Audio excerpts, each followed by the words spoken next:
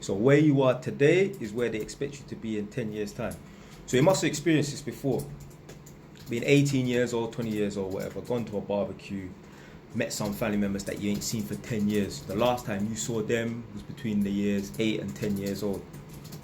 And like, oh my days, I still expected you to still be down here.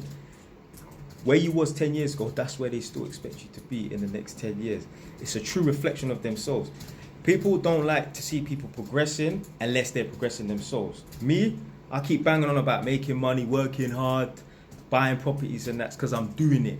A lot of people cannot fathom this concept. And don't get it twisted. When I get around family and that, I know it may be hard to believe, but I don't go around bragging about how many properties I got. I don't talk about that stuff. I talk about it on my TikTok account, obviously YouTube and Instagram and that, because obviously I'm trying to motivate the people. But when I get around people that I don't know, especially, and family and that, I don't tell them about how many properties I got.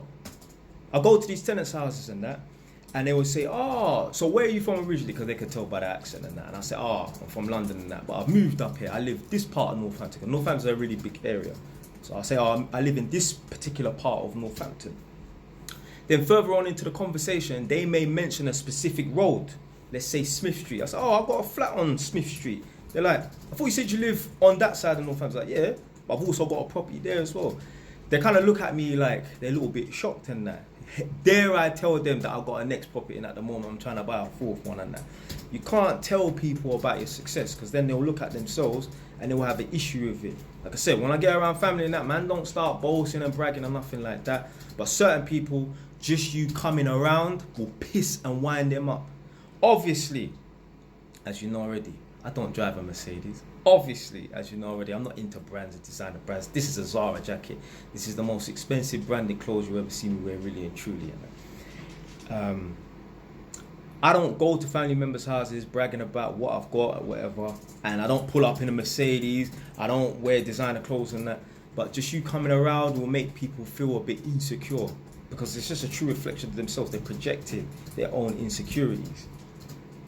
The thing is, you should be able to go around people and talk about your success and that. Obviously, there's a fine line between bragging and just telling the truth and telling it how it is and that.